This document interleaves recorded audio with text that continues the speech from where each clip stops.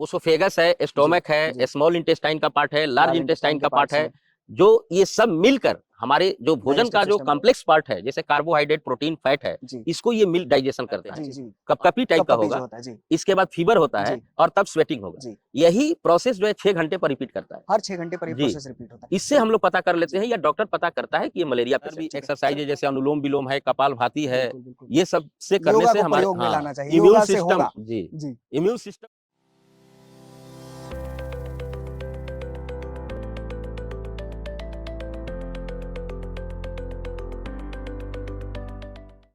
प्रणाम आप सभी को। मैं निखिल प्रकाश आप सभी का स्वागत करता हूं शिक्षा संवाद में। आज हमारे गेस्ट अभिनंदन सर हैं, जो कि पिछले 30 वर्षों से 3 दशकों से शिक्षण का कार्य कर रहे हैं। हमारे साथ अभिनंदन सर 1.5 दशक से हैं और लगातार बायोलॉजी पढ़ा रहे हैं।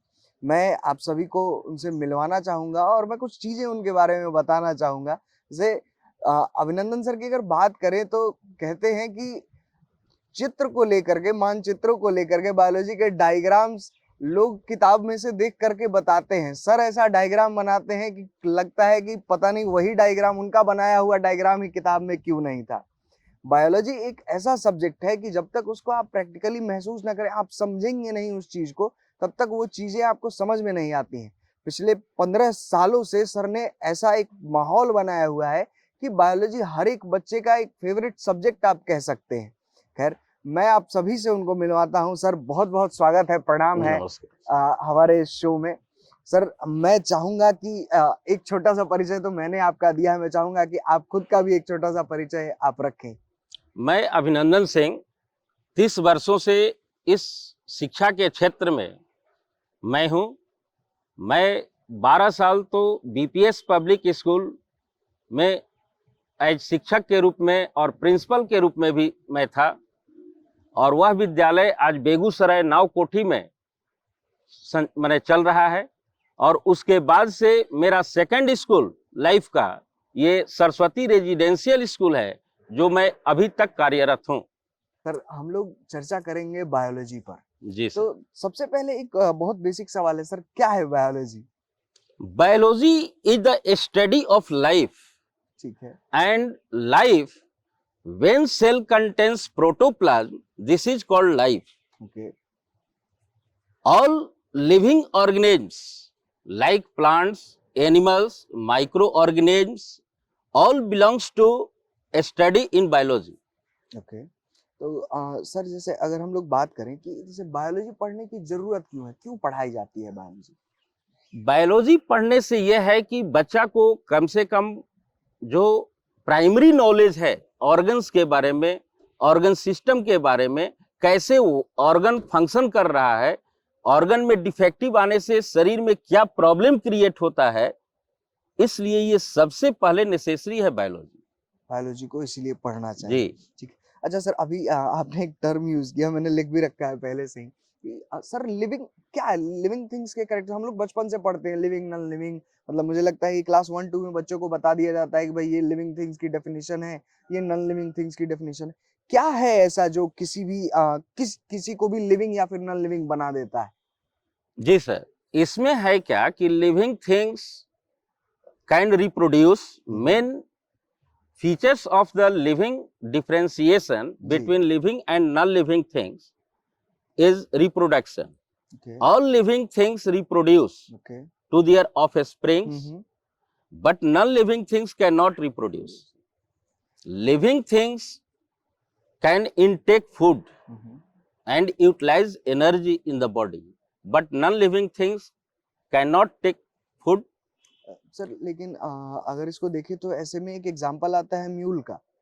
जी हाँ। Can not reproduce but they are living. Yes, mule is hybrid of horse and ass. Sir वो समझ गए सर। जैसे all characters shows in the mule, सभी like हाँ movement, like not reproduction, mule is style animal. Sir जैसे अभी आपने कहा ना कि जितने भी लिविंग ऑर्गेनिज्म है वो रिप्रोड्यूस करते हैं जी, तो ये तो स्टेटमेंट को ही काट देता है कि म्यूल तो रिप्रोड्यूस ही नहीं करता है। तो फिर ऐसा क्या कैरेक्टर होगा, ऐसा क्या कैरेक्टरिस्टिक्स मानेंगे जिससे कोई भी जो ऑर्गेनिज्म है वो उसको लिविंग माना जाए या फिर नॉन लिविंग माना जाए? मेन 2 फीचर्स है जी। जिसका कोई एक्सेप्शन नहीं है। हम्म, जैसे मेटाबॉलिज्म, ठीक है। Metabolism process occurs only inside the living organism. ठीक है सर, इसको थोड़ा और अच्छे से समझ सकते हैं, क्या है मेटाबॉलिज्म? मेटाबॉलिज्म जी। divided into 2 parts, हम्म। anabolic process and catabolic process. Sir sorry, मैं अब बार बार आपको डिस्टर्ब, मैं चाहता हूँ कि सर जैसे कि एकदम आसान भाषा में समझाया, जैसे मेरे जैसा आदमी भी समझ पाए कि आप क्या कह रहे हैं। एनाबॉलिक प्रोसेस, जी हाँ, कैटाबॉलिक हाँ प्रोसेस, सर, ये बहुत ज्यादा मतलब टेक्निकल टर्म्स हो गए, जी। प्लीज सिंप्लीफाई करें इसको। जैसे पेड़ पौधे अपना भोजन बनाते हैं ठीक है। फोटोसिंथेसिस प्रोसेस के द्वारा, जी जी। इसको हम एनाबॉलिक कहते हैं। ठीक है। जैसे हमारे शरीर के अंदर भोजन का डाइजेशन होता है, हम्म, ब्रेक करता है, हम्म, जैसे हम लोग कार्बोहाइड्रेट खाते हैं, प्रोटीन बिल्कुल, खाते हैं, ग्लूकोज फैट में खाते हैं, बदलता है। जी। इसको ब्रेक डाउन करके glucose, amino acid, fatty acid and glycerol में कन्वर्ट करता है, इसको हम कैटाबॉलिक प्रोसेस कहते हैं। ठीक है, तो ये प्रोसेसेस जिन भी ऑर्गेनिज्म में हो रहे होंगे उनको हम लोग जी, लिविंग मान लेते जी हैं। हाँ, बॉडी ठीक के है। अंदर में जो होता है। और एक है कॉन्सियसनेस। जी, जी, कॉन्सियसनेस। जी, ठीक है, कॉन्सियसनेस को इसमें कैसे समझे? सेंसेशन है। अच्छा। सेंसेशन, जैसे मान ले कि हम टच करते हैं जी। तो हम अनुभव करते हैं, कोई जी, भी लिविंग जी। ऑर्गेनिज्म करेगा, प्लांट्स भी करता है। हाँ हाँ। जगदीश चंद्र बोस जो साइंटिस्ट थे, जी। वह डिस्कवर्ड किए थे कि प्लांट में भी लाइफ है, उसमें भी सेंसेशन है। क्रेस्कोग्राफ यंत्र जो खोज किए थे, और क्रेस्कोग्राफ यंत्र का जब निडिल पंच किया गया तो उसका निडिल जो है कंपन करने लगा। कर रहा है। इससे प्रूफ होता है कि प्लांट के अंदर में भी लाइफ है। ठीक है। जी। तो सर जैसे मान लीजिए कि ये जो आपने सेंसेशन कहा, या फिर इसको अगर हम एक टेक्निकल टर्म दें तो एनसीईआरटी में भी लिखा हुआ है रिस्पांस टू हाँ, स्टिमुलाई। Response to stimuli. तो सर लेकिन जब एक पेशेंट है जो कोमा में है, फिर तो ये एक और अपवाद हो गया उसके लिए। मतलब अभी तक मुझे ऐसा लग रहा है कि मेटाबॉलिज्म को अगर छोड़ दें तो फिर तो कोई डिफाइनिंग कैरेक्टर ऑफ लाइफ तो केवल मेटाबॉलिज्म हो गया, क्योंकि रिस्पांस टू स्टिमुलाई जो पेशेंट कोमा में है उसका तो रिस्पांस खत्म हो जाता है। जी, तो कॉन्शियसनेस, जी। This is also exception. This is also an हाँ, आल्सो एक्सेप्शन। जी बिल्कुल। चलिए बढ़िया, ठीक है सर, ये तो बात कर ली हम लोगों ने लिविंग। तो सर लिविंग में पहले बात करते हैं, जैसे बायोलॉजी आपने कहा कि बच्चों को इसलिए बायोलॉजी पढ़नी चाहिए ताकि वो खुद के शरीर को जान सके। सर कैसे बना है हमारा शरीर, क्या क्या है इसके बारे में भी कुछ बताएं, कैसे इसको सिस्टम्स में बांटा गया है शायद? जी सर, जी। इसमें है कि कोई भी चीज का बेसिक जो स्ट्रक्चरल यूनिट हमारे बॉडी का है, वो एक सेल होता है। बिल्कुल बिल्कुल। जिसको हम लोग आंख से नहीं देख सकते हैं। एकदम। उसको देखने के लिए ये माइक्रोस्कोप यंत्र की आवश्यकता होती है। हमारा बॉडी जस्ट लाइक एक लिविंग मशीनरी पार्ट्स के रूप में है और एक अपार्टमेंट के रूप में है। हमारा बॉडी और अपार्टमेंट का ये हम कंपैरिजन कर रहे हैं कि जिस तरह से अपार्टमेंट का बेसिक स्ट्रक्चरल यूनिट एक ब्रिक होता है, जस्ट वैसे ही हमारे बॉडी का एक बेसिक स्ट्रक्चरल यूनिट सेल होता है। ठीक है। जैसे बहुत सारे ब्रिक मिलकर एक वॉल बनता है, उसी तरह से बहुत सारे सेल मिलकर टिश्यू बनता है। ठीक है। 3-4 वॉल मिलकर एक रूम बनता है, उसी तरह से टिश्यू मिलकर के ऑर्गन बनता है। ठीक है। अब 2-3 वॉल मिलकर, रूम मिलकर एक फ्लैट बनता है, उसी तरह से टिश्यू मिलकर ऑर्गन बनता है, ऑर्गन सिस्टम बनता है, बॉडी का फॉर्मेशन होता है। उसी तरह से ये अपार्टमेंट है। बढ़िया। यानी मेन कहने का मतलब है सर कि बेसिक स्ट्रक्चरल अपार्टमेंट का जिस तरह से ब्रिक है, उस तरह से हमारे बॉडी का बेसिक सेल है। हमारा बॉडी पूरा सेल पर ही डिपेंड है। यदि हम कहीं से भी पार्ट्स को निकालेंगे बॉडी से तो सेल ही मिलेगा। सर हड्डियों में भी सेल होता है? Yes sir. जैसे सेल को भी अच्छे से समझते हैं सर। जैसे मान लीजिए कि जैसे आपने बताया कि सब कुछ सेल से बना है, तो अगर इसको ऐसे कहा जाए, कितने तरह के सेल हो गए फिर हमारे बॉडी में, अगर हम लोग देखें इस चीज को? हमारे शरीर में तो 2 प्रकार के सेल होता है। अच्छा, 2 ही प्रकार के सेल? जी, एक सोमैटिक सेल और एक जर्मिनल सेल। ठीक है। सोमैटिक सेल जो है वो बॉडी का फॉर्मेशन करने में मदद करता है, और जर्मिनल सेल जिसको हम लोग गैमिट सेल कहते हैं, जिसमें स्पर्म सेल और एग सेल आता है, जो दोनों फ्यूज करके जाइगोट सेल बनता है, जो एक सिंगल सेल होता है। जी सर। ठीक है, एक सोमैटिक हो गया और एक जर्मिनल हो गया। सर बोन्स में कौन सा सेल होता है? बोन्स कैसे फॉर्म करते हैं? बोन्स भी सेल और टिश्यू है। बोन्स एक कनेक्टिव टिश्यू है। अच्छा, जिसको हार्ड कनेक्टिव टिश्यू कहते हैं, ठीक है, उसमें ऑस्टियोसाइट सेल होता है। ठीक है, ऑस्टियोसाइट्स जो ऑस्टियोब्लास्ट जो टाइप है सेल का, उससे इसका फॉर्मेशन होता है। ठीक है, और उसके अंदर कैल्शियम और फास्फोरस दो मिनरल्स का मेन रोल होता है, ठीक है, जो कैल्शियम फॉस्फेट के रूप में हमारे बोन्स को हार्डन करने में प्रोवाइड करता है। ठीक है।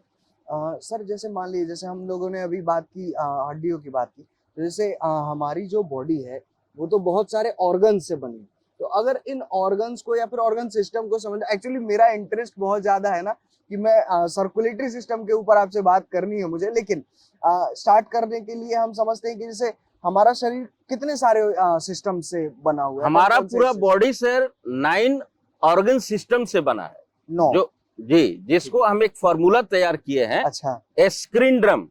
Screen drum. जी, Okay. S for skeletal system, okay, C for circulatory system, ठीक है, आर फॉर रेस्पिरेटरी सिस्टम, ठीक है, ई फॉर एक्सक्रेटरी सिस्टम, ठीक है, other E from endocrine system, ठीक है, N for nervous system, हाँ, D for digestive system, R for reproductive system and M for muscular system. ठीक है। तो सर एक एक करके हम लोग सब पर चर्चा Yes, sir. करेंगे, है ना। तो सबसे पहले स्क्रेंडम में था हमारा Skeletal system. Skeletal system. जी, हड्डियों की बात कर ही रहे थे हम लोग, हड्डियों पर बात जी। करते हैं। सर जैसे मुझे जहां तक याद है कि 206 हड्डियां होती हैं जी, इंसान के अंदर। सर कैसे क्लासिफाई करते हैं, क्योंकि 206 हड्डियां याद करना, तो इसको कैसे कैसे क्लासिफाई करके हम लोग याद करते हैं या फिर पढ़ाते हैं बच्चों को? जी सर। इसमें क्या होता है कि जो बोन्स होता है, जी, बच्चों जब डेवलप करता है, मतलब यंग स्टेज में रहता है, तो जी। अबव 300 बोन्स होता है। अच्छा, तो छोटे बच्चों में बोन्स की जो संख्या जी, है वो 300 से भी ज्यादा। बट जब एडल्ट हो जाता है तो जी। उसमें 206 बोन बच जाता है। ठीक है। बाकी अधिकांश बोन क्या होता है कि फ्यूज कर जाता है, ओवरलैप कर जाता है। अच्छा, बोन्स आपस में फिर मर्ज कर जाते हैं। जी, ठीक है, और मर्ज करके सिंगल बोन हो जाता है। जैसे हमारे वर्टिब्री है, रीढ़ की हड्डी जो है, इसमें भी बहुत सारे बोन्स जो है, जैसे ऐसे टोटल 33 बोन्स होता है, ठीक है। लेकिन फ्यूज करके 26 हो जाता है। अच्छा, ये मतलब एक अवस्था के बाद जैसे जैसे बड़े हो जी, जाते हाँ। हैं हम, वैसे वैसे वो फ्यूज होता है। जी सर। ठीक है, अब है कि ये स्केलेटल सिस्टम हमारे बॉडी का एक फ्रेमवर्क प्रोवाइड करता है। इसी पर पूरा हमारा बॉडी जो है डिपेंड है। ठीक है। यदि इस सिस्टम नहीं रहे हमारे बॉडी में, तो हमारा एक बॉडी गोल मांस का लोथड़ा जैसा दिखाई देगा। बिल्कुल, क्योंकि उसको जी। बेस नहीं मिलेगा। अब पूरे बोन्स को हम लोग दो टाइप में बांट देते हैं, ठीक है, एक एक्सियल और सेकंड एपेंडिकुलर। ठीक है। एक्सियल जो बोन होता है, इसमें ये स्कल और वर्टिब्री बोन आता है और ये लिम्स आता है। ठीक है, एपेंडिकुलर जो बोन होता है, इसमें जैसे नीचे का लिम्स जो- बोन है, जी। हैंड एंड लेग बोन्स होता है, जिसको हम लोग फीमर, ह्यूमरस, ये सब बोन्स है। तो एपेंडिकुलर और एक्सियल में स्कल और ये वर्टिब्री, और इसके बाद ये चेस्ट रिब आता है, जिसको हम लोग रिब केज कहते हैं। जी, ये रिब केज का भी इंपॉर्टेंस है। टोटल बोन्स जो है जी। हमारे बॉडी में डेलिकेट जो ऑर्गन्स होता है, उसको ये प्रोटेक्शन का काम करता है। हाँ बिल्कुल, ये जैसे हमारे ये हार्ट के skull, चारों तरफ जी। है, लंग्स है। जी, जैसे स्कल है, जी, ये हमारे ब्रेन को, जो डेलिकेट ऑर्गन ब्रेन है, उसको ये प्रोटेक्ट करता है। बिल्कुल। यहाँ ये चेस्ट रिब जो है, लंग्स, लीवर को ये प्रोटेक्ट करता है। यहाँ पर जो ये पेल्विक आर्टरी है, ये किडनी को प्रोटेक्ट करता है। बिल्कुल। इस तरह से हमारा बोन जो है डेलिकेट ऑर्गन का प्रोटेक्शन पार्ट होता है। चलिए, बहुत बढ़िया। सर स्केलेटल सिस्टम पे हम लोगों ने थोड़ी सी बात की, तो सर जैसे अगर हम लोग इसको समझे, जैसे हमारे हाथों में हड्डियां हैं, इसको कैसे बच्चों को कैसे अगर याद कराने की बात हो कि हाँ भाई हमको याद होना चाहिए कि 206 हड्डियां हैं, इसको कौन कौन से पार्ट में डिवाइड करके हम लोग याद करवाते हैं या फिर जैसे समझते हैं? एक तो पार्ट हुआ सर, ये स्कल बोन, स्कल बोन। जी, जिसमें टोटल नंबर ऑफ बोन्स 22 होता है। स्कल में मतलब जी। ये गर्दन के ऊपर में। जी, ठीक है। जिसमें 14 बोन्स फेस में होता है, अच्छा, और 8 बोन्स ये जो पार्ट है क्रेनियम बोन, जी। इसमें होता है। ठीक है। और ये सारा बोन्स जो है, यहाँ पर इमूवेबल ज्वाइंट होता है। अच्छा, जॉइंट भी Immovable। है मगर मूवेबल नहीं। नहीं, ठीक है। और ये इंटरलॉक जो होता है, इस तरह से ये बोन्स होता है, जिसको Sutures- हम लोग सुचर sutures कहते हैं। जी बिल्कुल, सर, बिल्कुल। सुचर। जी, इसी को लोग कहता है कि ब्रह्मा का लिखा हुआ है अच्छा, यहाँ पर। ठीक है, ठीक है, वो ऐसे बात नहीं है, ये सुचर है। ठीक है। जहां से जैसे ब्रेन वगैरह खोला जाता है, जी, ये जी। ऑपरेट किया जाता जी। है, तो उसी इंटरलॉक बोन को हटा करके ब्रेन का ऑपरेशन करके फिर इसको इंटरलॉक कर दिया जाता है। ओके, चलिए ठीक है, नीचे बढ़ते हैं सर।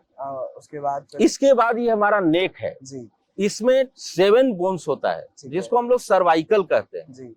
चाहे जिराफ क्यों नहीं हो, ये एक मैमेलियन फीचर्स भी है। अच्छा, मतलब ये सिर्फ मैमल्स में होता है। जी, 7 वर्टिब्री जो सर्वाइकल वर्टिब्री है जी। ये सिर्फ मैमल्स में ही होता है। चाहे जिराफ हो या एक रैट हो, चूहा, ठीक है, उसमें भी 7 ही होगा। क्या बात। और आगे बढ़ेंगे। इसके बाद हम लोग उतरते हैं नीचे में। जी तो नीचे में ये थोरेसिक वर्टिब्री का पार्ट होता है, ठीक है। जहां पर ये चेस्ट रिब है जिसको हम लोग रिब केज कहते हैं। यहाँ टोटल 24 बोन्स होता है। ठीक है, 25 ऐसे कह सकते हैं। बीच बीच में वाले को अगर- स्टर्नम जी, होता जी, है, स्टर्नम। स्टर्नम होता है। अब ये क्या होता है कि इसमें 2 पेयर्स जो रिब्स होता है जी। ये अटैच नहीं होता है यहाँ से, स्टर्नम से, अच्छा, जिसको हम लोग फ्लोटिंग रिब्स अच्छा, कहते हैं। लास्ट वाले जो रिब्स होते जी। हैं फ्लोटिंग रिब्स होते हैं। ओके। फ्लोटिंग रिब्स कहते जी हैं। जी जी। ये जो पार्ट है हमारे शरीर का, जो डेलिकेट ऑर्गन लंग्स होता है और हार्ट होता है, उसको ये प्रोटेक्शन करता है। इसके बाद हम लोग आते हैं लंबर। जी लंबर जो वर्टिब्री होता है, जहां पर हमारे बॉडी का सबसे मेन एक्सक्रेटरी ऑर्गन्स होता है सर, जिसका नाम है किडनी। बोथ किडनी जो है राइट Protected एंड होता लेफ्ट है। साइड में लंबर वर्टिब्री के पास में जी। वह स्थित होता है, ठीक है, जहां पर उसका प्रोटेक्शन पेल्विक गार्डिल के द्वारा होता है। बिल्कुल। इसके बाद नीचे आने पर उसको हम लोग टेल बोन कहते हैं, जी। जिसको लास्ट में एक बोन कोकिस बोन होता है, जो ये हमारा प्रूफ करता है कि हमारे एंसेस्टर में भी पहले वहां से पूंछ जुड़ा था। ओके, हमारे जिस बोन से हम लोग जी। को- मतलब ये- जी जिसको हम लोग कोकिस बोन कहते हैं, जी। कोकिस बोन या लास्ट में टेल बोन कहते हैं। जी ये प्रूफ करता है हमारे बॉडी के अंदर 180 ऑर्गन्स जो है जी। आज वेस्टिजियल ऑर्गन हो गया है, जो वर्क नहीं कर रहा है। पहले ये वर्क करता था, ठीक है, आज हमारा ये फंक्शन लेस हो गया है। उसी में एक ये टेल बोन है जो फंक्शन लेस है, जो इसका अब कोई काम वर्क नहीं। नहीं करता। ठीक है, और नीचे बढ़ रहे हैं सर। जी, उसके नीचे हम लेग बोन में आते हैं। जी जी जी। लेग और ये जो अपेंडिकुलर सिस्टम है जी, जी, हमारे बॉडी का, हाथ और ये टोटल में 30 बोन्स होता है, ठीक है। यानी टोटल 120 बोन्स जी। जो हमारे लेग और हैंड में होता है।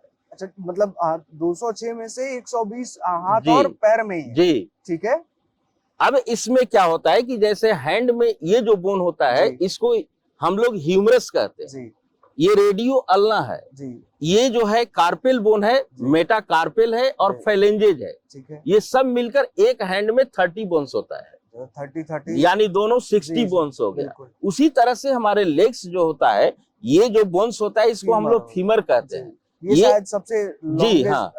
Longest longest bone। Longest bone longest bone होता है। जी इसके बाद टिबियो फिबुला है, जी। इसके बाद टार्सल है, मेटाटार्सल है, और फिर कार्पल्स। उसी तरह से फिंगर बोन्स। बहुत सुंदर, ठीक है सर। चलिए, एक पार्ट हमने कंप्लीट करा सर, हमारा स्केलेटल सिस्टम। जी, और क्या आपने फॉर्मूला बताया था सर शुरू में हमें? Man screen drum. Screen drum, हाँ, यस। Second circulatory. ठीक है सर, सर्कुलेटरी सिस्टम को तो समझते हैं। सर्कुलेटरी सिस्टम जो हमारे बॉडी में है, जी मल्टी सेलुलर ऑर्गेनिज्म में जो बहुत सारे सेल से बॉडी बना होता है सर, जी उसमें प्रत्येक सेल में जी न्यूट्रिएंट्स, जी, ग्लूकोज है, एमिनो एसिड है, ऑक्सीजन है, ये सब का जाना जरूरी है। बिल्कुल। इसलिए ये सिस्टम जो है सर्कुलेटरी सिस्टम, सिर्फ मल्टी सेलुलर जीवों में ही होता ये है। होता है। बढ़िया, ठीक है इसमें हम लोग स्टडी जो कराते हैं या करते हैं, जी। जैसे सबसे मेन ऑर्गन्स इसका हार्ट है, जो ब्लड को पूरे शरीर में पंप करने का काम करता है। ठीक है, इसके बाद जो आर्टरी और वेन्स है हमारे बॉडी के अंदर, जो वहां से ब्लड को ले जाता है पूरे बॉडी में, पूरे बॉडी से हार्ट में लाता है। ठीक है सर। मैं 1 मिनट रुकूंगा जी आपको, सर। सॉरी। जैसे ये आर्टरी और वेन्स, जी इसको भी थोड़ा समझाइए, ये कैसे अलग है एक दूसरे से? जी हाँ, आर्टरी जो होती है सर, ये हमारे स्किन के डीप सीटेड होता है। जैसे ये हाथ हम लोग देखते हैं, जी और यहाँ पर जो कड़ी नली लगती है, जी, ये आर्टरी है। ठीक है। और वेन जो है, जैसे ये सुपरफिशियल जस्ट माने मतलब स्किन जो के नीचे दिख रहा है, जो ग्रीन कलर का दिखाई दे रहा है, ये वेन है। ठीक है। इसमें डीऑक्सीजनेटेड ब्लड जो है ये कैरी होता है। अच्छा, मतलब वेन्स में हमेशा आपको डीऑक्सीजनेटेड ब्लड जी, मिलेगा, ठीक है, और और आर्टरीज में आर्टरी में oxygenated blood, oxygenated blood carry होता है। ठीक है। वेन में जो डीऑक्सीजनेटेड ब्लड कैरी होता है वो पूरा बॉडी टू हार्ट होता है, ठीक है, इसका सर्कुलेशन। जी जी, जबकि आर्टरी में जो ब्लड का फ्लो होता है वो heart to all body parts होता है। ठीक है। तो इसीलिए जो आईवी कहते हैं, इंट्रावेनस इंजेक्शन अगर हम लोग जी लगाते हाँ, हैं तो वो, वेन में, ठीक है, वेन वो में, वेन में लगाया गया, जी ठीक है। तो सर ये तो, अच्छा, ये हार्ट में जा रहा है, जी, ठीक, मतलब पूरे पूरे बॉडी बॉडी से से हार्ट में जा डीऑक्सीजनेटेड रहा ब्लड लेकर के और ये हार्ट में जा रहा है, ठीक है। सर चलिए आप कंटिन्यू है। करें और सर। इसमें क्या होता है सर जी, कि वॉल्व होता है। अच्छा, वेन्स में वॉल्व्स होते जी, हैं, ठीक है, आर्टरी में वॉल्व नहीं होता है। ठीक है, इसमें जो ब्लड का फ्लो होता है हाँ हाँ, वन वे डायरेक्शन में सिर्फ होता है, बॉडी पार्ट टू हार्ट। ठीक है, इसमें प्रेशर जो ब्लड का होता है लो होता है। अच्छा, इसका ये ल्यूमेन जो होता है अंदर का पार्ट हम्म, वो वाइड होता है है। आर्टरी से, अच्छा, आर्टरी से ये वाइड वाइड होता है। ठीक है, इसमें प्रेशर कम होता है, ठीक है, इसलिए इसमें इंट्रावेनस जो ड्रग्स जो है इसमें दिया जाता है डायरेक्टली, मतलब तक कि पहुंचने असर में। करे। ठीक है, बहुत सुंदर। चलिए सर, मैंने आपको रोक दिया था बीच में, आप कंटिन्यू करें सर। सर्कुलेटरी सिस्टम पे थे हम लोग। Yes sir. जी इसके बाद आता है सिस्टम, सर्कुलेटरी सिस्टम में जैसे ब्लड है जी तो ब्लड हमारे शरीर का ये ट्रांसपोर्ट मीडियम होता जी है। जी बहुत सारे जो न्यूट्रिएंट्स है जी या वेस्ट मटेरियल है हम्म। उसका ये ट्रांसपोर्ट करने का काम करता है। जी जैसे मान लीजिए कि ऑक्सीजन है जी, तो हमारे ब्लड में 3 प्रकार का सेल होता है, ठीक है, आरबीसी, डब्ल्यूबीसी एंड प्लेटलेट्स। ठीक है सर, ये आरबीसी सेल जो है ये ऑक्सीजन और कार्बन डाइऑक्साइड का ट्रांसपोर्ट करने का काम करता ठीक है, as oxy haemoglobin, carboxy haemoglobin के रूप में जी, ट्रांसपोर्टेशन करता है। दूसरा है कि डब्ल्यूबीसी जो सेल होता है हमारे बॉडी में हमारे शरीर के इम्यून सिस्टम को बढ़ाता है, इंक्रीज करता है। ठीक है, जैसे बाहर से आने वाला जो पैथोजेंस है, हम्म। बैक्टीरिया है या वायरस है, उससे मतलब कि अटैक करके उसको मार देता है ठीक है, और हमारे बॉडी को डिजीज से प्रोटेक्ट करता है। ठीक है, प्लेटलेट्स जो सेल होता है वह हमारे शरीर में जो ब्लड क्लॉटिंग है उस ब्लड क्लॉटिंग में उसका मेन रोल होता है। प्लेटलेट्स, जी, ठीक है, यदि वो नहीं रहे हमारे शरीर में तो यदि कहीं से भी कोई पार्ट कट जाए तो ब्लड का ये रिसाव जो है बंद नहीं होगा, क्लोज नहीं होगा। इसको एक टर्म भी देते हैं, कोई बीमारी है ना सर जिसमें जी सर, ये ऐसा कंडीशन होता है, हीमोफीलिया। हीमोफीलिया, हीमोफीलिया जो है, जी, हीमोफिलिक जो लोग होते हैं उनकी मतलब ब्लड रुकता नहीं है अगर कट जाए कहीं। जी हाँ, ठीक है, ऐसा तो आधुनिक युग में उसका मेडिसिन भी आ गया है, अच्छा, उससे क्लॉट कराया जा सकता है। ठीक है, लेकिन वैसा शरीर के अंदर में प्लेटलेट्स जो है जी या जो फैक्टर्स है ब्लड क्लॉटिंग का जी, उसमें एब्सेंट होता है, जिसके कारण ऐसा ठीक होता है। है। ब्लड की तीनों चीजों हम जी। लोगों ने समझ ली सर। अब सर सर्कुलेटरी सिस्टम की बात कर रहे हैं और हार्ट की बात ना करें तो फिर थोड़ा अधूरा सा हाँ, लग जाएगा सर। थोड़ा हार्ट के बारे में भी समझाएं। सर्कुलेटरी सिस्टम के अंदर ही आता है अपना हार्ट? जी जी जी सर। और कौन कौन से ऑर्गन्स आते हैं सर इस सिस्टम में, सर्कुलेटरी सिस्टम में? मेन ऑर्गन सर हार्ट, जी ब्लड वेसल्स जी, और ब्लड आता है। ब्लड आता है। ये 3 पार्ट हो गए अपने जी। सर्कुलेटरी सिस्टम के। तो सर हार्ट पर थोड़ी चर्चा कर लें। हार्ट जो होता है हमारे शरीर का सर्कुलेटरी सिस्टम का ये पंपिंग ऑर्गन होता है। ठीक है, ये हम लोगों के शरीर में जो हार्ट है सर जी। वो 4 चेम्बर में बना होता है। अच्छा, एक हार्ट बटा में हुआ। 4 चेम्बर होते हैं। जी। ठीक है, बढ़िया। दो वो जो हम लोग ऐसे देखते हैं वो बना हुआ दिल शेप का, वैसा नहीं जी, होता है हार्ट? नहीं वैसा वो नहीं होता है। ठीक है, ऐसे शेप जो है कोन शेप होता है। अच्छा, कौन शेप नीचे से जी होता हाँ। है? ठीक है, कोन शेप होता है यानी ये क्लोज फिस्ट जो है ना, जी। ये सर जी। इसी शेप में होता है। अच्छा, हार्ट को अगर देखें ऐसे तो एज्यूम करने के लिए हम लोग ये बाहरी आवरण जो इसका जी है हाँ, ऐसा क्लोज हार्ट फिस्ट होता है। चलिए, इसको बढ़िया। कहते हैं। ठीक है अब इसके इंटरनल जो हम पार्ट देखते हैं जी, तो उसमें 4 चेम्बर्स नजर आता है। ठीक है, ऊपर का चेम्बर्स को हम एट्रियम कहते हैं ठीक है, और नीचे के चेम्बर्स को वेंट्रिकल कहते हैं। ठीक है। अब इसमें भी एक पार्टीशन होता है जो राइट और लेफ्ट पार्ट में हार्ट को डिवाइड करता है, इसको सेप्टम कहते हैं। ठीक है, सेप्टम। जी, अब ये जो पार्ट है, इधर का जो पार्ट है, राइट साइड का जो हार्ट का पार्ट है, ये इसमें डीऑक्सीजनेटेड ब्लड भरा रहता है। अच्छा, ये मतलब फिक्स किया हुआ है कि राइट जी साइड हाँ, वाले राइट साइड आपको में डीऑक्सीजनेटेड deoxygenated blood सेपरेट है। रहता है जी, ठीक है, और लेफ्ट साइड जो हार्ट का होता है उसमें ऑक्सीजनेटेड ब्लड रहता है, ठीक है, जहां पर लंग्स के द्वारा ऑक्सीजनेशन के बाद में और लेफ्ट एट्रियम में ब्लड जाता है, लेफ्ट एट्रियम से फिर लेफ्ट वेंट्रिकल में ब्लड पहुंचता है और फिर वहां से पंप होकर पूरे बॉडी में जाता है। ठीक है। और उसके बाद फिर कलेक्ट कहाँ होता है सर ये डीऑक्सीजनेटेड ब्लड? जी हाँ, कैसे आया वहां पर? डीऑक्सीजनेटेड ब्लड पूरे बॉडी से जो डीऑक्सीजनेटेड ब्लड है उसको वेना केवा जो है सर, जी सुपीरियर और इंफीरियर दो वेना केवा होता है। ठीक है। तो सुपीरियर वेना केवा बॉडी के ऊपर पार्ट से ब्लड को लाता है और इंफीरियर नीचे से राइट एट्रियम के चेंबर में पाउड कर देता है। ठीक है। इसके बाद राइट चेंबर से लेफ्ट चेंबर में ब्लड जाता है एट्रियम में और फिर वहां से पंप होता है तो लंग्स में, जो हमारे दोनों साइड में लंग्स होता है उसमें ऑक्सीजनेशन के लिए जाता है और फिर वहां से रिटर्न होकर फिर आ जाता है लेफ्ट एट्रियम। बहुत सुंदर। चलिए, तो स्क्रीन ड्रम में हम लोगों ने इससे स्केलेटल सिस्टम को समझ लिया, सी से सर्कुलेटरी सिस्टम समझ लिया, अगले चरण में हमारा एक्सक्रीटरी सिस्टम। जी सर। ठीक है।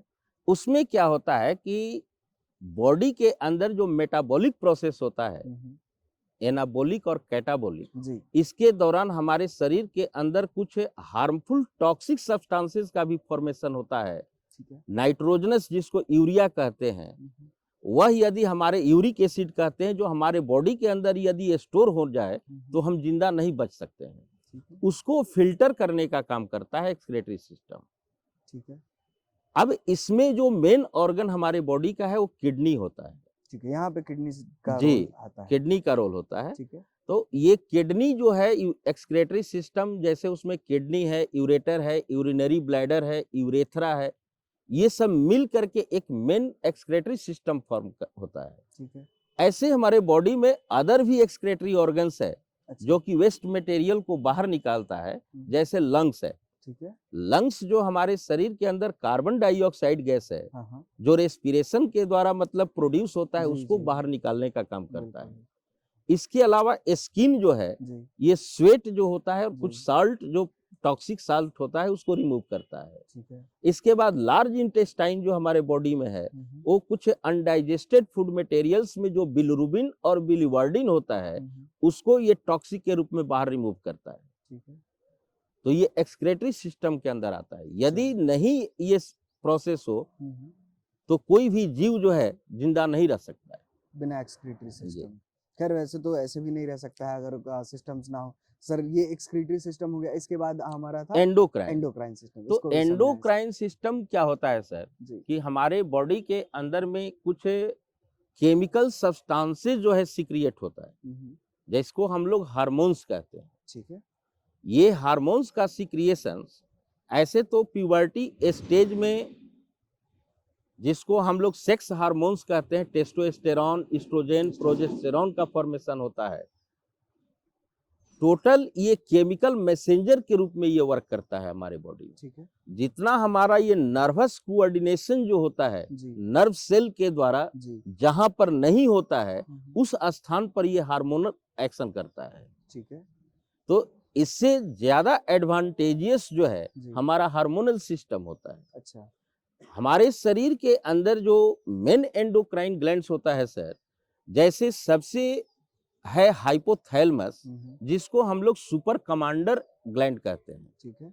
उसके बाद पिट्यूटरी ग्लैंड है, जिसको मास्टर ग्लैंड कहते हैं। ठीक है। एक है पीनियल ग्लैंड, जिसको स्लीपिंग अवेकिंग ग्लैंड कहते हैं। ठीक है।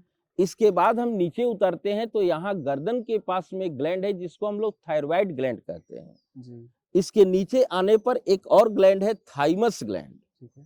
इसके बाद में पैंक्रियाज है, पैंक्रियाज के बाद में एड्रीनल है, इसके बाद में ओवरी है और टेस्टिस है। ये टोटल एंडोक्राइन ग्लैंड है। बढ़िया। ठीक है। और सभी ग्लैंड से हार्मोन्स अलग अलग निकलता है और सभी हार्मोन्स का एक अलग टारगेट प्लेस होता है। ठीक है। जहां पर वो स्पेसिफिक टारगेट पर ही वो एक्शन करता है, दूसरी जगह नहीं करेगा। और इनमें से अगर कुछ खराब हो जाए, एक दो बीमारी कुछ अगर इसको हम लोग कनेक्ट कर पाए, जैसे फॉर एन एग्जांपल अगर मान लीजिए कि कोई व्यक्ति है जिसका पैनक्रियाज में कुछ प्रॉब्लम है। जी हाँ। तो पैनक्रियाज जो ग्लैंड है वो ऐसा क्या सिक्रीट करता है जिसकी वजह से हमको परेशानी होती है या फिर फायदा होता है, जो कि उसके खराब हो जाने पे नहीं मिलेगा? जी सर, उसमें क्या होता है कि पैंक्रियाज जो ग्लैंड्स होता है लीफ लाइक ग्लैंड होता है। जी। जो हमारे जस्ट स्टोमक के नीचे में होता है। ठीक है। उस ग्लैंड के अंदर बहुत सारे सेल्स का ग्रुप होता है जिसको हम लोग आइलेट ऑफ लैंगरहैंस कहते हैं। ठीक है। तो उस आइलेट ऑफ लैंगरहैंस में 3 काइंड्स ऑफ सेल्स होता है, अच्छा। Alpha, beta and gamma. ठीक है। वह जो अल्फा सेल है इससे ग्लूकागॉन हार्मोन्स का सिक्रिएशन होता है, ठीक है। बीटा सेल से इंसुलिन का सिक्रिएशन होता है, अच्छा। और वह गामा जो सेल है उसे सोमैटोस्टैटिन का होता है जो एक न्यूरोट्रांसमीटर होता है, ठीक है। सोमैटोस्टैटिन। ठीक है। अब यह जो इंसुलिन हार्मोन है जी। जो हम लोग शुगर खाते हैं, चीनी, जी। उसको ये कंट्रोलिंग करता है, रेगुलेट करता है सर और उसको कन्वर्ट कर इसको भी देता समझेंगे हम लोग थोड़ा सा, जी। क्या है ये शुगर का भी चक्कर, आजकल हर दूसरे तीसरे व्यक्ति को डायबिटीज है, है। थोड़ा जी, इसको भी समझेंगे सर, क्या है शुगर, ये कैसे हो जाता है, मतलब ऐसा क्या होता है जो इंसुलिन चढ़ाना भी पड़ता है अलग से, या फिर क्यों शुगर लेवल बढ़ जाता है, ब्लड ग्लूकोज कहते हैं ना इसको, ब्लड में जी। शुगर की मात्रा बढ़ जाना। तो पैनक्रियाज अगर किसी का सही है तो भी शुगर हो जाता है, या फिर कोई और फैक्टर है इसके लिए? हाँ सर, इसमें 2 प्रकार का डायबिटिक होता है, ठीक है। डायबिटिक 1 और diabetic 2। Type A type B जिनको तो कहते हैं। डायबिटिक 1 में क्या होता है कि जब इंसुलिन का सिक्रिएशन बंद हो जाता है, मतलब हमारे पैनक्रियाज में जब जी, दिक्कत है हाँ दिक्कत तो है, टाइप 1 डायबिटीज 1 हो गया। ठीक और है। 2 में क्या होता है कि जो शुगर का एब्जॉर्प्शन है जी। हमारे बॉडी के अंदर, जी। वो एब्जॉर्ब करके ग्लूकोज जो ब्लड में जाता है वो नहीं जा करके आपका यूरिन से बाहर निकलने लगता है, अच्छा। उसको हम लोग टाइप 2 डायबिटिक 2 डायबिटीज कहते हैं। ठीक यानी है। मेन प्रॉब्लम होता है एब्जॉर्प्शन एबिलिटी ठीक है। तो सर ग्लूकोज ये का। कौन एब्जॉर्ब करता है शुगर को, अगर देखें हम लोग तो शुगर कैसे एब्जॉर्ब होता है? शुगर का एब्जॉर्प्शन जो होता है वह कंट्रोलिंग वहाँ इंसुलिन ये पैंक्रियाज के द्वारा होता है। ठीक है, मतलब पैनक्रियाज इंसुलिन क्रिएट करता है और इंसुलिन जी शुगर को हाँ, तो वो काम नहीं ढंग से करता है, एब्जॉर्प्शन करके वहां पर जैसे निकलना चाहिए इंसुलिन को वैसे नहीं निकल पाता है। ठीक है, तो मतलब पैनक्रियाज में अगर कुछ दिक्कत है तो हमको शुगर जी हो हाँ, सकता है, डायबिटिक हम हो ब्लड सकते में उसका लेवल इंक्रीज कर जाएगा ठीक है। शुगर का, जिससे चलिए। हम लोग पता करते हैं कि डायबिटीज है पेशेंट। है या नहीं। ठीक है सर, हम लोग एंडोक्राइन पर थे सर, जी। इसके बाद जी। नर्वस सिस्टम, जी। एन फॉर नर्वस सिस्टम होता है। जी। इस नर्वस सिस्टम को हम लोग मेन 2 टाइप में बांटते हैं, जी। एक सेंट्रल नर्वस सिस्टम, एक पेरिफेरल नर्वस सिस्टम। अच्छा, अलग अलग समझाएं सर। सेंट्रल नर्वस सिस्टम में क्या आता है कि ब्रेन और स्पाइनल कॉर्ड आता है। हाँ हाँ। जो वर्टिब्री बोन होता है जी जी। उसके अंदर एक थ्रेड लाइक जो स्ट्रक्चर जो राइज करता है ब्रेन नीचे तक से, जाता है बिल्कुल। मेडुला से, जी। उसको हम लोग स्पाइनल कॉर्ड कहते हैं। ठीक है। तो ये जो पार्ट है ये आपका सेंट्रल नर्वस सिस्टम का पार्ट है। और पेरिफेरल जो नर्वस सिस्टम होता है जिसमें हमारे पूरे बॉडी में नर्व्स जो है फैला हुआ है, जैसे इलेक्ट्रिसिटी का जो जाल फैला होता जी, है जी, जी। उस तरह से हमारे बॉडी में ये नर्व सेल का ठीक है। नेटवर्क भी फैला हुआ सर है। क्या करते हैं नर्व्स, मतलब क्या काम होता है इनका, जी। अगर समझा जाए तो? इसमें क्या होता है कि हमारे शरीर के अंदर जो मैसेज है, किसी भी तरह का इंफॉर्मेशन, उसको ये ट्रांसमिशन करने का काम करता है। कौन भेज रहा है सर ये मैसेज, अंदर में ही, मतलब किसको? ये जैसे स्टिमुलस है, अच्छा। जैसे हीट है, लाइट है, जी। ये स्टिमुलस हो गया। ठीक है। इसको हमारा बॉडी का जो ये सेल है रिसेप्टर, जिसको हम लोग सेंसरी सेल कहते हैं, जी, स्किन पे जो है। जी हाँ, जी। सेंसरी सेल इसको रिसेप्ट करके भेजता है स्पाइनल कॉर्ड के थ्रू ब्रेन में। जी। फिर वहां पर एनालिसिस होता है और फिर वहां से एक और नर्व्स होता है मोटर न्यूरॉन, जी। वह इफेक्टर के पास लाता है और तब हम अनुभव करते हैं। अच्छा, मतलब इतना टाइम लग जाता है ये मैसेज कन्वे बहुत करने में? कम समय में ये ट्रांसमिशन हो क्षणिक जाता है है जी, सेकंड का सेकंड, भी कम। मिली सेकंड अगर हम लोग जी कह लें हाँ तो ज्यादा।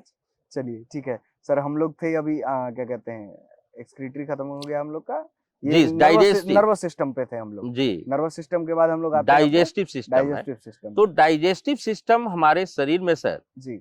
जैसे इसमें माउथ भी आता है। ठीक है, माउथ से शुरू हो जाता जी, है। डाइजेशन जो हमारे भोजन का है वह यहीं से स्टार्ट हो जाता है। ठीक है। सबसे पहला जो प्रोसेस इसके अंदर होता है जिसको मैस्टिकेशन कहते हैं, जी, चबाना, जिसको जी, अगर आम भाषा में जी, जी। दांत के द्वारा जो हम भोजन को कुतरते हैं, चिबाते हैं, पीसते हैं। जी।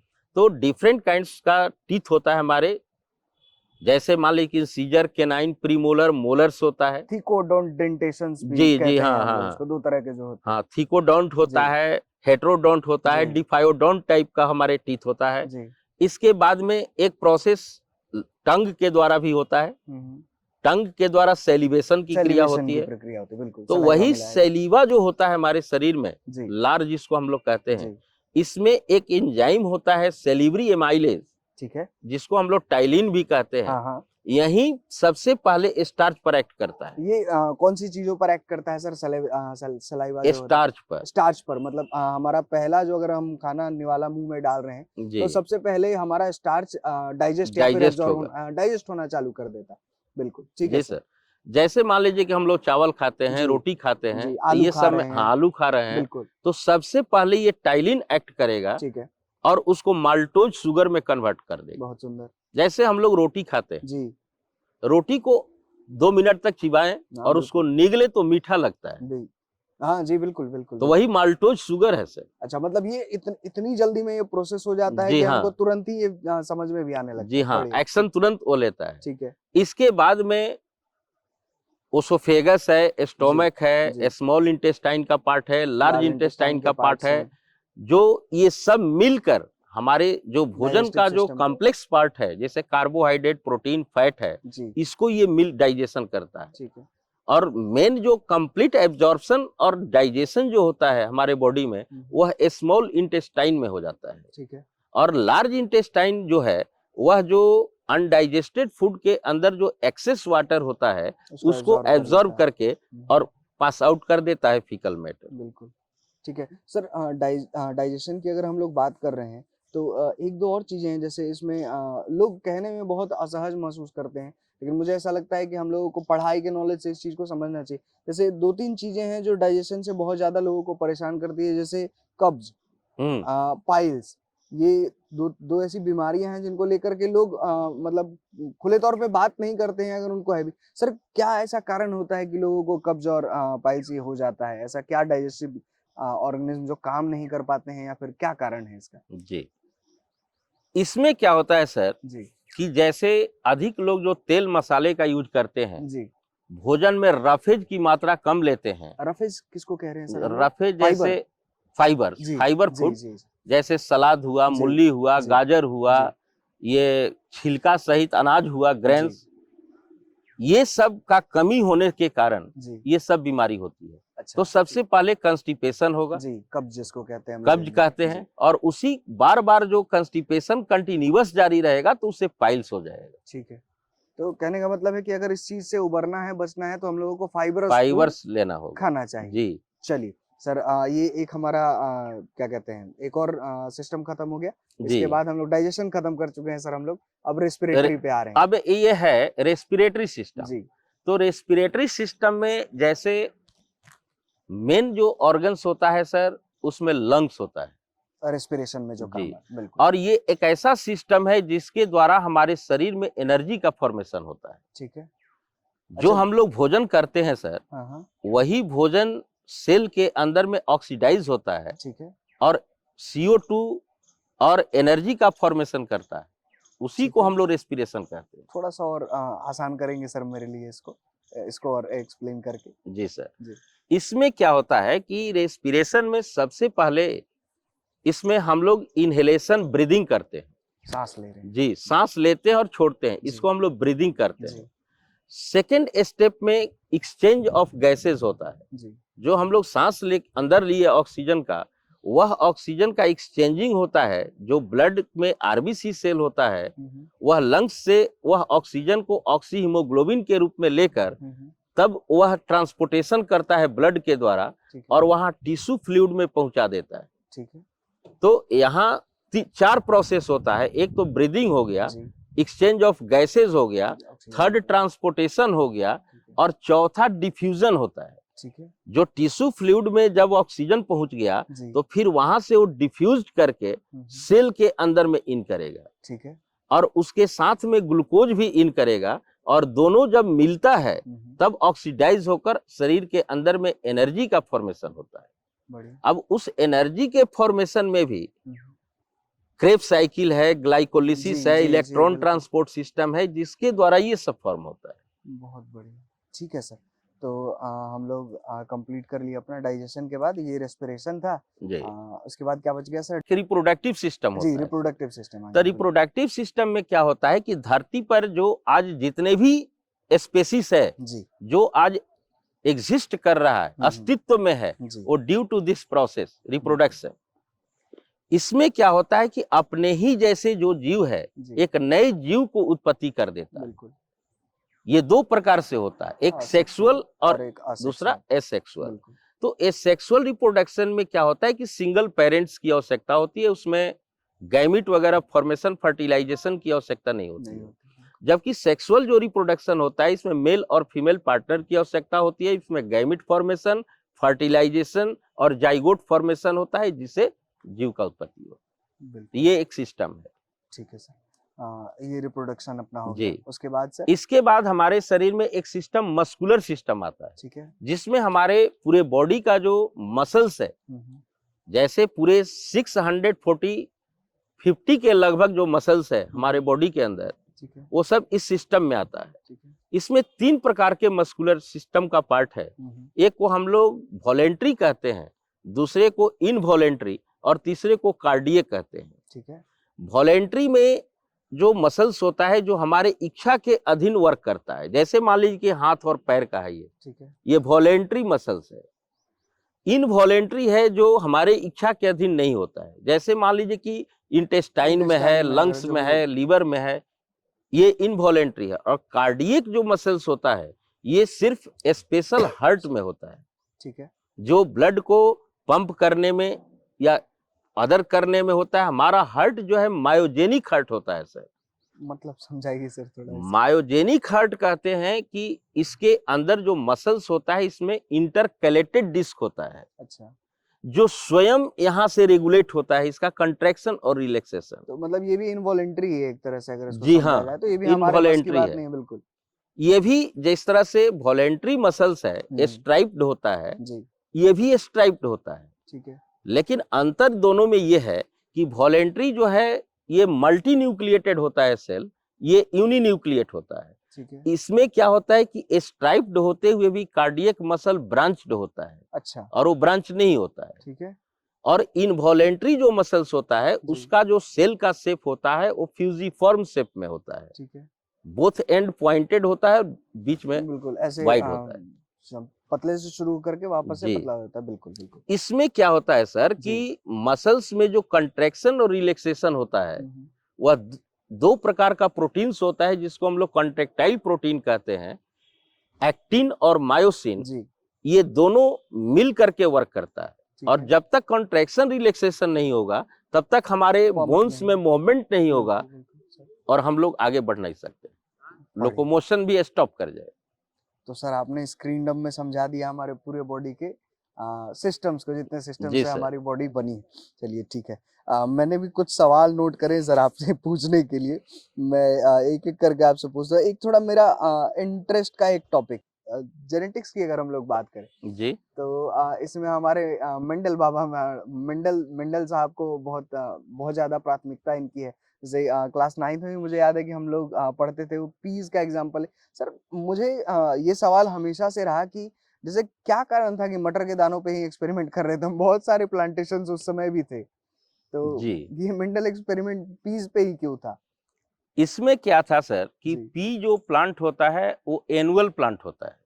एनुअल मतलब जैसे 2 से 3 महीना में उसका लाइफ साइकिल कंप्लीट हो जाता है। अच्छा। फर्स्ट तो उसने ये देखे। जी। सेकंड देखे कि कंट्रास्टिंग जो कैरेक्टर्स है जी। उसके अंदर जी। क्लियर दिखाई देने वाला था। अच्छा, ये जैसे दाने लंबा, का हाँ, जी, लंबा हुआ, लंबाई हुई। नाटा हुआ, जी। किसी में लाल फूल है, किसी में उजला फूल है, किसी में वॉयलेट है, किसी में पीला है। उसके फली को देखे तो उसमें भी अलग अलग ट्रेट्स में कलर के देखे कि दाने। किस में रिंकल है, किसी जी। में नहीं, रेगुलर, नहीं है। मतलब कि जी। उसका सीड है, जी। ग्रीन है, येलो है। इस तरह से बहुत सारे ट्रेट्स को उसने स्टडी किए। दूसरा कि वो बाइसेक्सुअल होता है, उसका अच्छा। फ्लावर जो होता है जी। उसमें मेल और फीमेल जो सेक्स दोनों ऑर्गन होता। एक ही में होता है। तो वो कराने में इजी था, जी फर्टिलाइजेशन हाँ। कराने में आसानी थी। ठीक है सर।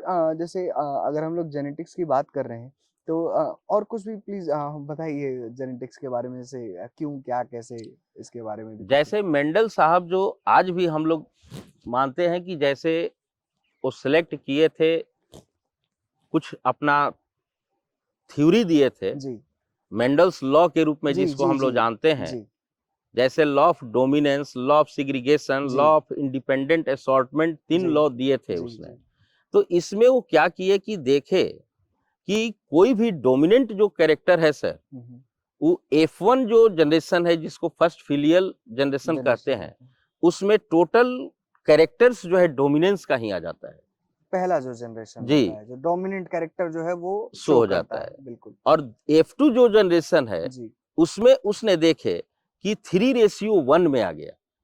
जो डोमिनेंट था वो 3 रेशियो में है, एक जो है रिसेसिव जो ट्रेट जो दबा हुआ था 1 रेशियो में आ गया। बिल्कुल। जैसे उसने मोनोहाइब्रिड क्रॉस में क्या किए थे कि एक लंबा और एक नाटा पौधे जो था टॉल और ड्वार्फ पर, उसके फर्टिलाइजेशन पॉलिनेशन करा करके क्रॉस पॉलिनेशन कराए, जी और क्रॉस पॉलिनेशन कराने के बाद में उसमें F1 जनरेशन में फर्स्ट बार सीड लगा करके देखे तो टोटल लंबा ही पौधा हो गया। अच्छा। फिर उसको सेल्फ जब फर्टिलाइजेशन कराए तो देखे कि 3:1 आ गया, वापस से आ गया वो जी। आज ही मेंडेलियन जो थ्योरी है सर, उसी पर आज भी जो जनरेशन प्रोड्यूस हो रहा है, सेम वही थ्योरी है। मतलब वो थ्योरी करेक्ट है, जी और हाँ, आज भी वैसे ही काम हो जी। रहा है। चलिए बढ़िया। तो सर पूरे बॉडी सिस्टम की बात कर ली हमने, जेनेटिक्स की बात कर ली, रिप्रोडक्शन की बात कर ली। अब सर बात करते हैं कि हमारे शरीर शरीर है, चल रहा है, समझ लिया कैसे चल रहा है। जी। अब इस शरीर को चलने से जो चीजें रोकती हैं, डिजीजेस, अगर हम लोग बात करें तो बेसिकली मेरा जोन ऑफ इंटरेस्ट है कुछ कुछ डिजीजेस को समझने के लिए। जैसे एड्स, अभी तक उसका कोई क्योर नहीं मिला है। जी हाँ सर क्या है ये बीमारी, मतलब कैसे काम कर रही है? एड्स सर एक जानलेवा बीमारी है। जी इसको हम लोग STDs के कैटेगरी में रखते हैं, सेक्सुअल ट्रांसमिटेड डिजीज Disease के है। रूप में रखते हैं। जी और ये जो बीमारी है, एक वायरस जो होता है, जी जिसको हम लोग HIV जी। कहते हैं, वह रेट्रो वायरस होता है।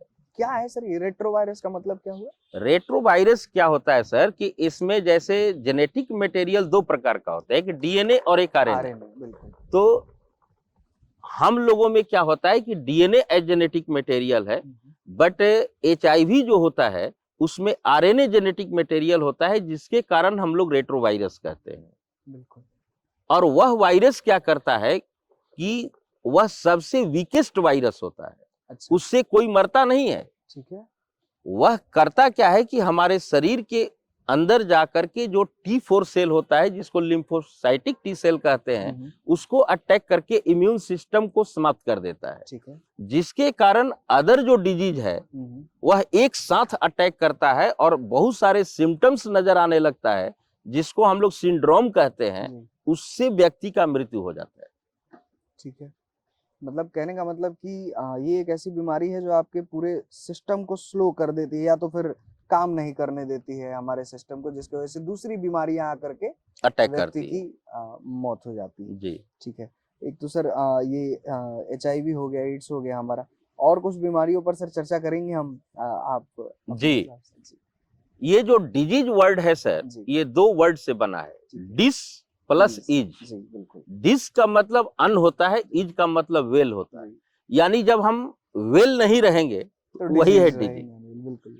अब ये जो डिजीज है 2 प्रकार का होता है। एक होता है जिसको हम लोग कंजेनाइटल कहते हैं, और दूसरा एक्वायर्ड होता है। ठीक है। कंजेनाइटल डिजीज जो होता है वो सिंस बर्थ आता है, ठीक है। जन्म से ही। बिल्कुल। जैसे जन्म के साथ कुछ बच्चे कलर ब्लाइंडनेस है, बिल्कुल। सिकल सेल एनीमिया है, जी। ये हीमोफीलिया है। ये सब जो डिजीज है ये सिंस बर्थ आता है। ठीक है। और एक्वायर्ड जो होता है आफ्टर बर्थ। जी। अब इसमें भी 2 प्रकार का होता है, एक होता है इन्फेक्शियस डिजीज और एक होता है नॉन इन्फेक्शियस डिजीज, जिसको हम लोग कम्युनिकेबल नॉन कम्युनिकेबल कहते हैं। तो कम्युनिकेबल डिजीज में क्या होता है कि वह रोग इन्फेक्शियस पर्सन से हेल्दी पर्सन में जो स्प्रेड करता है। और एक ऐसा भी रोग होता है जो कि स्प्रेड नहीं करता है। अच्छा, ठीक है। तो जो स्प्रेड नहीं करता है सर, तो उसमें जैसे मान लीजिए कि विटामिन की कमी से भी रोग होता है, बिल्कुल मिनरल के कमी से भी होता है, बिल्कुल। या शरीर में मेटाबॉलिक जो प्रोसेस होता है हम्म, उसमें डिस्टरबेंस के कारण, जैसे हार्ट प्रॉब्लम है, किडनी प्रॉब्लम है, सर्कुलेशन प्रॉब्लम है, ये भी सब नॉन इन्फेक्शियस है, नॉन कम्युनिकेबल है। कम्युनिकेबल। बट कम्युनिकेबल जो डिजीज होता है, जिसको हम लोग इन्फेक्शियस कहते हैं जी। डिजीज, यह जो डिजीज है जैसे बैक्टीरिया, वायरस, फंजाई, प्रोटोजोआ से ये स्प्रेड करता है। जी। तो इसके लिए जो है हमारे बॉडी के अंदर जो ऑर्गन्स होता है उसको ये डिस्ट्रॉय करने लगता है। ठीक है, बहुत बढ़िया सर। सर अभी मैं फिर से आपको कहीं और लेकर के जाऊंगा। एक्चुअली जब आप एचआईवी की बात कर रहे थे तब आपने बात करी डीएनए और आरएनए की। जी जी।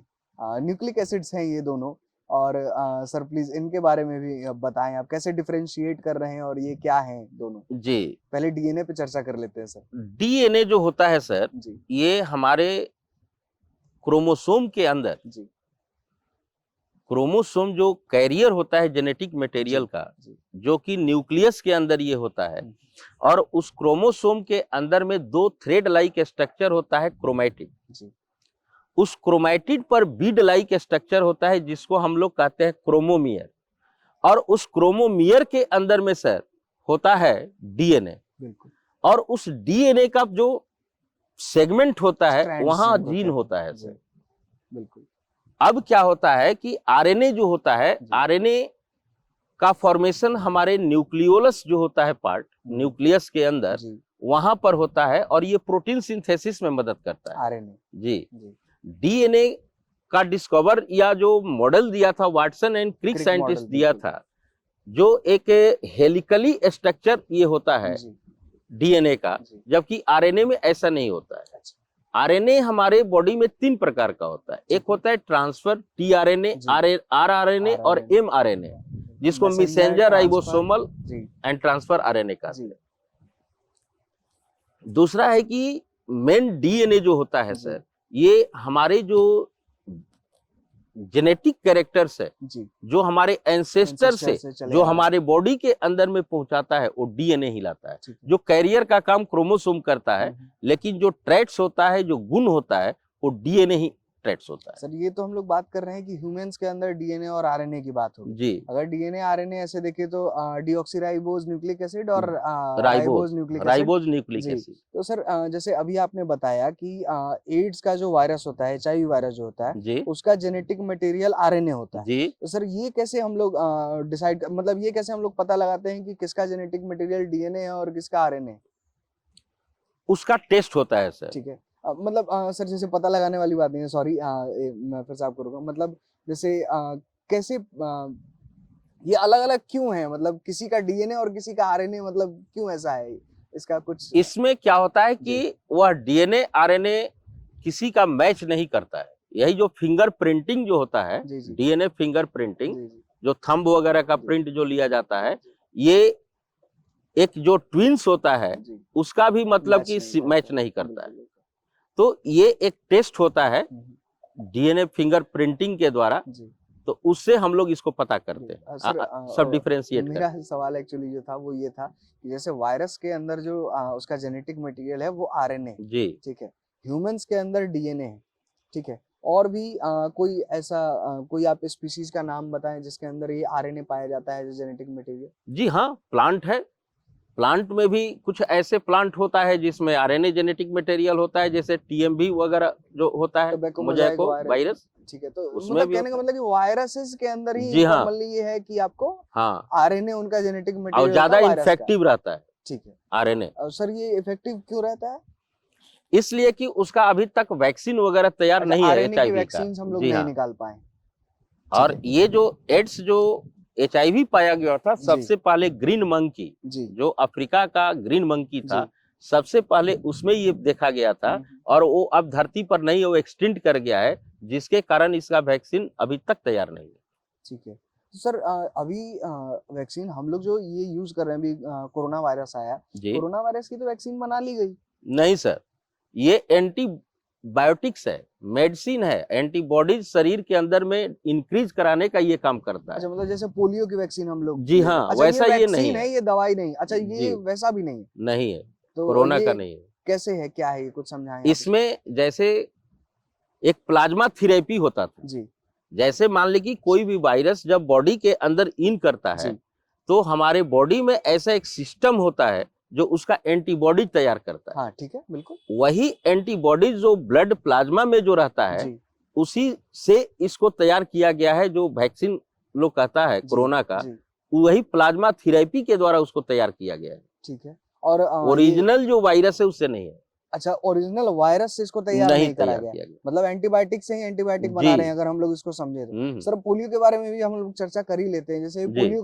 पोलियो की वैक्सीन लगती है हम लोग को। हम्म पोलियो की वैक्सीन कैसे तैयार कराई जा रही है, क्या है ये, कैसे बनती है। इसमें बायोटेक्नोलॉजी के तहत से जी इसका जो वायरस होता है, जी पोलियो का जो वायरस, है जी इसको वीकेंड कर दिया जाता है, ठीक है एटीन्यूटेड कर दिया जाता है, ठीक है और एटीन्यूटेड करके इसको वैक्सीन तैयार किया जाता है, ठीक है। जो मतलब ओरल ड्रॉप के रूप जी। में तो या कहने का मतलब सर कि हम लोग डायरेक्टली वायरस को ही इंजेक्ट कर रहे हैं ओरली, उसको थोड़ा वीकेंड करके, हाँ ताकि वीकेंड वो करके। बीमारी ना फैला सके, जी मगर हमारा शरीर उसके एंटीबॉडीज बना ले, जी। है ना।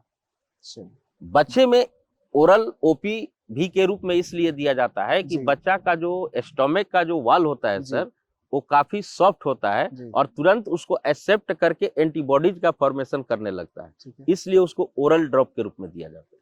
बढ़िया। अच्छा सर ये बच्चों को ही क्यों पिलाया जाता है, जैसे 5 साल के छोटे बच्चों को ही पिलाया जा रहा है, मतलब बड़ों को पोलियो की ड्रॉप क्यों नहीं पिलाई, या फिर पोलियो की मेडिसिन क्यों नहीं दी जाती। जी हाँ सर, इसमें क्या होता है जी कि बच्चे के अंदर जो स्टोमक होता है जी उसमें जो हम लोग ओरल ड्रॉप डालते जी हैं वो जल्दी ही उसको एक्सेप्ट एब्जॉर्ब कर कर लेता लेता है, है, ठीक है एब्जॉर्ब कर लेता है और तुरंत एंटीबॉडीज का फॉर्मेशन कर लेता है, ठीक है। जबकि बड़ों आदमी में ये काम नहीं कर अच्छा पाता सर मान लीजिए कि कोई एक ऐसा बच्चा है जिसको 5 साल तक पोलियो की ड्रॉप नहीं पिलाई गई, है। जी अभी तक वो पोलियो से इन्फेक्टेड भी नहीं है, अब उस व्यक्ति के साथ क्या किया जाए, मतलब उसको फिर ड्रॉप से तो काम चलेगा नहीं, क्योंकि वहां से तो एब्जॉर्ब होगा नहीं, तो अब उसका तो उपाय क्या फिर। उसको ऐसे इंजेक्शन के द्वारा भी दिया जा सकता इंजेक्शन के है। द्वारा भी जी इस हाँ। चीज को दिया जा सकता है। हम्म ठीक है। सर पिछले एनुअल फंक्शन में आपने एक नाटक कराया था डेंगू, जी। तो सर डेंगू के ऊपर भी बात करते हैं थोड़ा बहुत। डेंगू जो बीमारी है सर, जी ये मच्छर के काटने से होता जी। है। हमारे यहाँ 3 प्रकार के मच्छर हैं जाति के। अच्छा 3 प्रकार की जातियों में बांट दिया गया है इनको भी। जी, ठीक है एक एनोफिल होता है, एक ठीक है क्यूलेक्स होता है, एक जी एडिस होता है। ठीक है। तो ये तीनों में जो फीमेल मस्क्यूटो है वही सिर्फ बाइट एंड सकिंग कर सकती है, ठीक है। मेल नहीं करता है। अच्छा मेल मॉस्किटोज काटते नहीं। जी, ठीक है फीमेल ही जब सक करती है या जी काटती है जी या पंच करती है जी। तो वही डिजीज को स्प्रेड करती है, मेल इन के द्वारा नहीं तीनों होता। इन तीनों मच्छरों के द्वारा सर कौन कौन सी डिजीज हम लोगों को अफेक्ट करती है। जी हाँ, इसमें क्या होता है कि जी एनोफिलीज जो मस्क्यूटो होता है जी फीमेल, जी जी उससे मलेरिया डिजीज होता है। ठीक है और मलेरिया में एक प्लाज्मोडियम जो होता है वाइवेक्स जी प्रोटोजोआ, जी। उसको वो बॉडी के अंदर इंजेक्ट कर देती है जिससे ये बीमारी होती है। अच्छा इसमें मलेरिया में हम लोगों को प्रोटोजोआ अफेक्ट करता जी है। हाँ, प्लाज्मोडियम। थोड़ा सा सर इसको भी समझाएं, हम लोग समझेंगे प्रोटोजोआ को कैसे ही अफेक्ट करता है, जी, मलेरिया में क्या हो जाता है ऐसा। मलेरिया में क्या होता है सर जी कि इसमें सबसे तो पहले इस बीमारी में थरथरापन या जिसको हम लोग चिलिंग कहते हैं, जी जी कपकपी टाइप का कपकपी जो होगा, होता है जी इसके बाद फीवर होता है जी और तब स्वेटिंग होगा। जी। यही प्रोसेस जो है 6 घंटे पर रिपीट करता है। हर 6 घंटे पर ये जी। प्रोसेस रिपीट होता है। इससे सर हम लोग पता कर लेते जी हैं या डॉक्टर पता करता है कि ये मलेरिया पेशेंट। ठीक है सर, कैसे मतलब क्यों होती है ये कपकपी, बुखार और स्वेटिंग, ये क्या प्रोसेस है, कैसे जी प्रोटोजोआ हमारे लिवर को अफेक्ट करता है ना सर, जी हाँ, प्रोटोजोआ जो है सर कैसे करता है थोड़ा सा। सबसे पहले ये जो प्रोटोजोआ है जी हमारे ब्लड सर्कुलेटरी सिस्टम के द्वारा पहले लीवर में जाता है। ठीक है लीवर में जाकर वहाँ जो आरबीसी सेल है जी उसके हीमोग्लोबिन को ब्रेक करके हीमोजोइन के रूप में फॉर्मेशन करता है। जी वही हीमोजोइन जो है जी वो टॉक्सिक सब्सटेंस के रूप में होता है। ठीक है। जब वो ब्लड सर्कुलेटरी सिस्टम में आता है तब जाकर के कपकपी शिवरिंग होता है, जी शिवरिंग होता है। जी और वो टॉक्सिक सब्सटेंस का मात्रा एक्सेस होने पर आदमी की मौत भी हो सकती है, या अच्छा। वह जो प्रोटोजोआ है यदि ब्रेन तक पहुंच जाए तो वह काफी डेंजरस सेरेब्रल मलेरिया का रूप धारण कर सकता है। कहने का मतलब कि मलेरिया से मृत्यु भी जी हो संभव सकती है है, अगर सही समय पर इलाज उपचार नहीं किया होते। जाए। ठीक है। इसके बाद सर ये तो हो गई एक ये मलेरिया हो गया। दूसरा सर और 2 नाम बताए दो, आपने। एक है क्यूलेक्स। जी। क्यूलेक्स जाति का जो मस्क्यूटो है फीमेल, जी। उसके काटने से फाइलेरिया बीमारी होती है। फलेरिया जैसे जो हाथी पाँव जिसको जी कहते हैं हाथ सर। पूरा पैर जो जी, फूल जी, जाता जी, है जी। और हाथी जैसा सर पैर हो जाता ये भी ठीक नहीं होता है हाथी नहीं पाँव? सर। मतलब जीवन भर के लिए है ये जी, बीमारी? इसमें क्या होता है कि जो ग्लैंड होता है ना, जी, मसल्स, जी, जहाँ लिम्फ ग्लैंड जी, नोड लिम्फ होता है, ग्लैंड नोड्स जो होता होते है, हैं। जी, उसी में इसका जो वर्म्स है, जी। ये वर्म्स होता है, अच्छा। जिसका नाम है बुचेरेरिया बैनक्रॉफ्टाई। बुकरेरिया बेनकॉफ्टी तो बिल्कुल सर। ये बुचेरेरिया बैनक्रॉफ्टाई के कारण ये जो एलिफेंटाइटिस होता है, जिसको हम लोग फाइलेरिया कहते हैं, जी, तो ये कोई जरूरी नहीं है कि सिर्फ यहीं पर होता है, अच्छा, ये अदर भी पार्ट में हो जाए। जो मस्कुलर पार्ट जो होता है, जी, जैसे मेमोरी ग्लैंड्स है, एस्क्रोटम है, ये अच्छा, सभी पार्ट्स में हो सकता है फाइलेरिया। ठीक है। सर ये कहाँ मतलब अगर सबसे ज़्यादा देखें तो ये कहाँ अफ़ेक्ट करता है? जैसे मस्कुलर तो ये हो गया, जैसे जी, आपने मेमोरी ग्लैंड्स बताया, ठीक है। मेमोरी ग्लैंड्स है, एस्क्रोटम है, जी, और ये आपका पैर का पैर जो के जो मसल्स मसल्स है, हैं, जी। यहाँ पर मेनली इसका अटैक लिम्फ होता नोड्स है। जहाँ पे जी ज़्यादा हाँ, होते हैं वहाँ पे वहीं इनका पर ये अफ़ेक्ट अटैक करता है। ठीक है। तो सर ये कैसे प्रोसेस करता है? थोड़ा इसको भी समझाएँ। इसमें क्या होता है कि जब वो काटता है, तो काटने के बाद में ये भी सर्कुलेटरी सिस्टम के द्वारा वो मसल्स में पहुंच जाता है, ठीक है। और वहां पर जाकर के वो अपना माने रिप्रोडक्शन रिप्रोड्यूस करता है, करके जी। अपना ग्रो करने लगता सर है। क्या नाम बताया? वुकरेरिया बेनक्रॉफ्टी। वुचेरेरिया वुचरेरिया वुचेरेरिया बेनक्रॉफ्टी। बैनक्रॉफ्टाई। जी, ठीक है। अब इसमें मान लीजिए कि यदि ऑपरेट भी कर दिया जाए, जी, तो उसका एक भी पार्ट यदि रह जाता है, तो फिर वो पुनः रिप्रोड्यूस रिग्रो करेगा। कर जाएगा। ठीक है। ये क्या क्या है सर ये? वुकरेरिया बेनक्रॉफ्टी क्या कहते हैं इसको एक मतलब? वर्म्स होता अच्छा है। ये वर्म है। जी, ठीक है, वर्म जो ये है निमेटोहेलमिन्थिस ग्रुप से आता है। ठीक है, जी, चलिए। अब तीसरा सर हो गया और अपना तीसरा है वही एडिस मस्क्यूटो, डेंगू जिसे मलेरिया। डेंगू होता जी, है। तो इसमें भी वही लक्षण है। जी, चिकनगुनिया इसको भी कहीं कहीं लोग कहता है, जिसको येलो फीवर के रूप में भी जानते हैं, तो जी, वही चीज है, कहीं डेंगू के रूप में, कहीं येलो फीवर के रूप में, कहीं जी। चिकनगुनिया के रूप में, तो एडिस के द्वारा होता है। और कौन सी ऐसी डिजीजेज हैं सर जिनके बारे में हमको मतलब जानकारी रहनी चाहिए और जिसका प्रिकॉशंस हमें ले करके चलना चाहिए, और क्या कुछ ऐसे प्रिकॉशंस हैं जो बेहद जरूरी तौर पे लेने चाहिए हमें? जी, सबसे तो पहला है सर कि हमें हेल्दी फूड लेना चाहिए, जिसको बैलेंस्ड डाइट कहते हैं। जी, इसके बाद हाइजेनिक जो कंडीशन है, वो क्लीन होना चाहिए, जैसे रहने नाले की वगैरह, स्थिति। ये सब का जो है व्यवस्था सही होना चाहिए। जी, तीसरा है कि समय समय पर जी, हमें वैक्सीन का माने यूज करना चाहिए। जो भी डॉक्टर से द्वारा जी हाँ, निर्धारित है कि ये आपको ले लेना चाहिए। एक्सरसाइज जो है, योगा जी, एक्सरसाइज करना चाहिए। बिल्कुल। जैसे मान लीजिए कि दौड़ना है, जी, या कुछ अदर भी एक्सरसाइज है, जैसे अनुलोम विलोम है, कपालभाति है, बिल्कुल, बिल्कुल। ये सब से करने योगा से को हमारे प्रयोग में लाना चाहिए, इम्यून योगा से सिस्टम, होगा। जी, जी, इम्यून सिस्टम को इंक्रीज मजबूत करेगा। करना चाहिए, बिल्कुल। तो इम्यून सिस्टम जब इंक्रीज होगा, तो हमारे डिजीजेज से हम शरीर में बचे डिजीज रहेंगे। से वंचित रहेंगे। चलिए, बहुत बढ़िया। तो ये था आज का हमारा संवाद अभिनंदन सर के द्वारा। मैं सर तहे दिल से आपको धन्यवाद ज्ञापित करता हूँ सर। नमस्कार बहुत-बहुत धन्यवाद इतनी अच्छी जानकारी हमें देने के लिए। अगले एपिसोड में फिर से हम लोग मिलेंगे एक नए शिक्षक के साथ, एक नए शिक्षा संवाद के एपिसोड में। तब तक के लिए बहुत-बहुत धन्यवाद। प्रणाम आप सभी को।